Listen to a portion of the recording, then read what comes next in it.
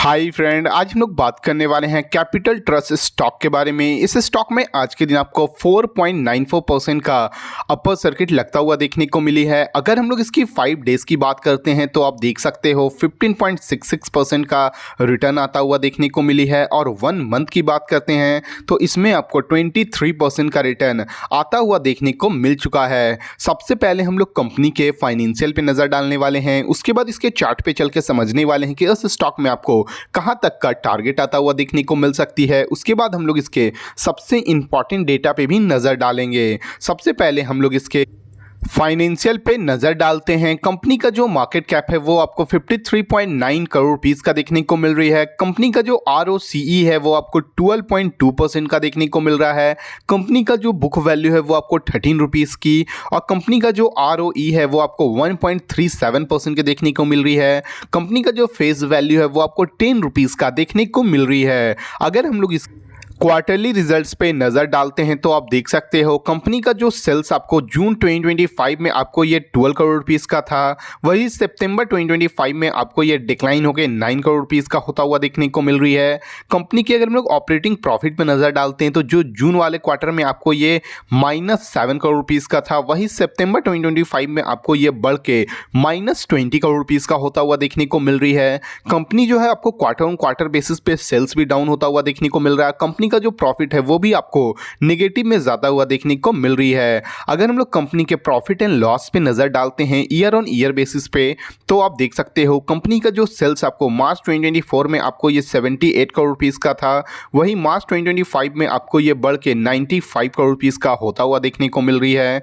Company का जो operating profit है वो भी आपको बढ़ता हुआ देखने को मिल रही है। जो मार्च 2024 में आपको ये 12 करोड़ रुपीस का था, मार्च 2025 में आपको ये बढ़ के 20 करोड़ रुपीस का होता हुआ देखने को मिल रही है। कंपनी की अगर हम लोग ऑपरेटिंग प्रॉफिट मार्जिन पे नजर डालते हैं तो आप देख सकते हो मार्च 2024 में आपको ये 16% का था, वही मार्च 2025 में आपको ये बढ़ के 22% का होता हुआ देखने को मिल रही है। अगर हम लोग कंपनी के बैलेंस शीट पे नज़र डालते हैं तो आप देख सकते हो कंपनी का जो इक्विटी कैपिटल है वो भी आपको बढ़ता हुआ देखने को मिल रही है। जो मार्च 2024 में आपको ये 16 करोड़ रुपीस का था, वही मार्च 2025 में आपको ये बढ़ के 17 करोड़ रुपीस का होता हुआ देखने को मिल रही है। कंपनी का जो रिजर्व है वो आपको मार्च 2024 में आपको ये 60 करोड़ रुपीस का था, वही मार्च 2025 में आपको ये बढ़ के 69 करोड़ रुपीस का होता हुआ देखने को मिल रही है। कंपनी का जो बोरोइंग है, जो कर्ज है कंपनी पे, वो आपको मार्च 2024 में आपको ये 80 करोड़ रुपीस का था, वही मार्च 2025 में आपको ये बढ़ के 102 करोड़ रुपीस का होता हुआ देखने को मिल रही है। किसी भी कंपनी का जो बोरोइंग है, जो कर्ज है, वो बढ़ती है तो कंपनी के लिए थोड़ी सी नेगेटिव न्यूज़ मानी जाती है। वहीं पे किसी भी कंपनी का जो रिजर्व बढ़ता है वो कंपनी के लिए काफ़ी बड़ी पॉजिटिव न्यूज़ मानी जाती है।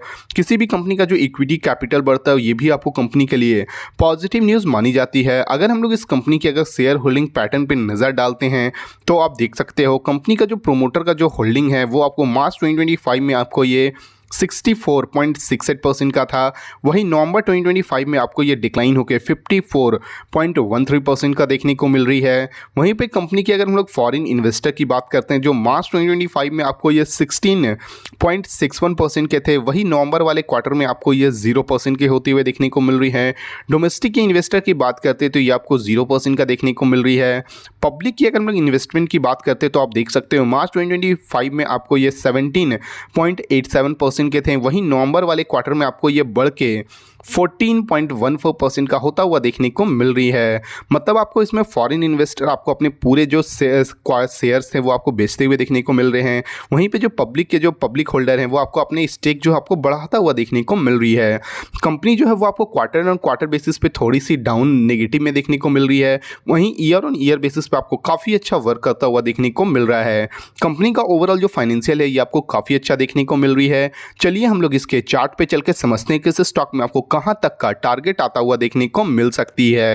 जैसे कि आप देख सकते हैं हम लोग इस स्टॉक के चार्ट के ऊपर आ चुके हैं। ये जो स्टॉक है वो करेंटली अभी आपको 15 रुपीज़ 73 पैसा के पास ट्रेड करता हुआ देखने को मिल रहा है। इस स्टॉक का जो सबसे पहला जो टारगेट होने वाली है वो आपको 33 रुपीज़ की होने वाली है। इस स्टॉक में आपको पिछले 2 बार आपको रिवर्सल यहाँ से आता हुआ देखने को मिली थी, देख सकते हैं यहाँ पे और यहाँ पे। अगर ये स्टॉक आपको 33 रुपीज़ को ब्रेकआउट करती तो फर्दर ये आपको यहाँ से अपने 105 रुपीज़ तक जाता हुआ देखने को मिलेगी। यहाँ से भी आपको स्टॉक में में 3 बार रिजेक्शन आता हुआ देखने को मिली थी। फर्स्ट टाइम यहाँ पे, दूसरी में यहाँ पे और तीसरी बार यहाँ पे। अगर ये स्टॉक अपने 105 रुपीज़ को भी ब्रेकआउट करती है तो फर्दर ये आपको 105 रुपीज़ तक ये स्टॉक शॉर्ट टर्म और लॉन्ग टर्म में जाता हुआ देखने को मिल जाएगी। चलिए हम लोग इस स्टॉक के आज की अगर वॉल्यूम पे नज़र डालते हैं तो आप देख सकते हैं हम लोग इसके बीएसई के साइट पे आ चुके हैं। इस स्टॉक में आज के दिन आपको देख सकते हो 31,470 क्वांटिटी ट्रेड होता हुआ देखने को मिली है। उसमें आपको 23,210 क्वांटिटी आपको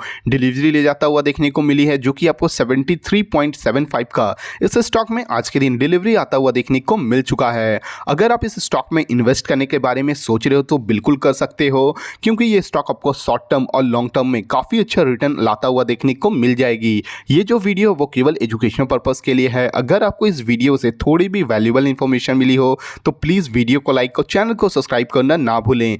थैंक यू।